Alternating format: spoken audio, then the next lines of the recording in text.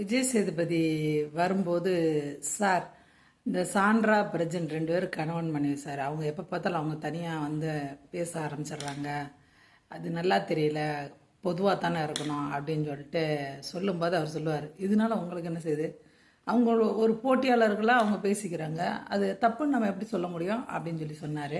இந்த மாதிரி சாண்ட்ரா பிரஜனுக்கு சார்பாக வந்து விஜய் சேதுபதி பேசுனாலேயே அவங்களுக்கு ஒரு கான்ஃபிடென்ட் ஆகிப்போச்சு, நம்ம நண்பன் நம்மளை கைவிட மாட்டான் அப்படின்ற மாதிரி.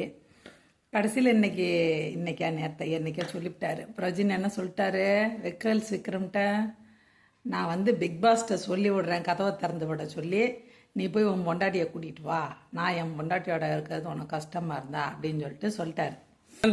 ஹஸ்பண்ட் லைஃப் எல்லாருக்கும் தெரியும். நான் உங்களை வான் பண்றேன், உங்களுக்கு அவ்வளவு கஷ்டமா இருந்தா 2 நிமிஷம் பிக் பாஸ் ரிக்வெஸ்ட் பண்ணி நான் டோர் திறந்து வைக்க சொல்றேன். நீங்க வீட்டுக்கு போய் வைஃபை கூட்டு வாங்க. அவ்வளவு கஷ்டமா இருந்தா கேரிங் இருந்தா எனக்கு கஷ்டமா இல்ல, உங்களுக்கு கஷ்டமா இருக்கு. எந்த அளவுக்கு கான்ஃபிடென்ட் பாருங்க, பிக் பாஸே நம்ம கைக்குள்ளதான்ற அளவுக்கு அவர் மனசு இருக்குது. விஜய் சேதுபதி இந்த தடவை பிரஜினை கண்டிப்பாக நம்புகிறேன், கண்டிப்பாக மண்டையில் கொட்டுவார் நான் நம்புகிறேன். ஆனால் வந்து விஜய் சேதுபதி தான் இதெல்லாம் லாபங்க. போன தடவை மகாராஜன் ஒரு படத்தில் நடித்த பொண்ணு சூட்டோட சூடாக கொண்டாந்து பிக் பாஸ்குள்ளே விட சாட்சனான்னு ஒன்று நடிச்சிருக்கு.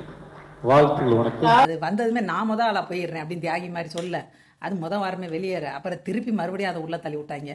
உள்ளே தள்ளி விட்டும் அந்த வாய்ப்புகளை அதை சரியாக பயன்படுத்தலை. இதே தான் விஜய் சேதுபதி கிட்ட தனிப்பட்ட முறையில் இருக்கிற அந்த பாசம் எல்லாமே வந்து இந்த கேம் விளையாடுறதுக்கு உதவும் நம்பி அது ரொம்ப கான்ஃபிடென்ட்டாக எல்லாருக்கும் தொந்தரவு கொடுத்துட்டு இருந்துச்சு.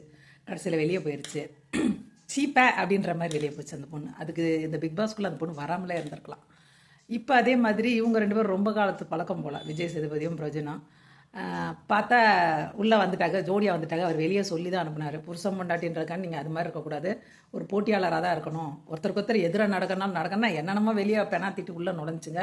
கடைசியில் புருஷன் பொண்டாட்டியாக தான் எல்லா வேலையும் பண்ணிகிட்டு இருக்காங்க. ஏதோ சீக்ரெட் டாஸ்க்கு கூட புருஷன் பொண்டாட்டியாக இருந்து தான் அந்த டாஸ்க் அவங்க பண்ணி முடித்தாங்க. இது வந்து விஜய் சேதுபதிக்கு தான் நல்லதுங்க. உங்களை வான் பண்றேன், உங்களுக்கு அவ்வளவு கஷ்டமா இருந்தா 2 நிமிஷம் பிக் பாஸ் ரிக்வெஸ்ட் பண்ணி நான் டோர் திறந்து வைக்க சொல்றேன். நீங்க வீட்டுக்கு போய் வைஃபை கூட்டு வாங்க. இங்கே ஒரு பழமொழியை நீங்கள் ஞாபகத்துக்கு வச்சுக்கலாம், தவளை தன் வாயால் கெடும். அப்படின்னா என்னென்னா, தவளை வந்து அது சவுண்டு கொடுக்கறதுனால அந்த சத்தம் கேட்டு பாம்பு வந்து அதை விழுங்கி விடும். அது அந்த சத்தம் கொடுக்காமல் இருந்துச்சுன்னா அந்த மாதிரி ஒரு சம்பவம் நடக்காது. அதான் தவளை தன் வாயால் கெடும்.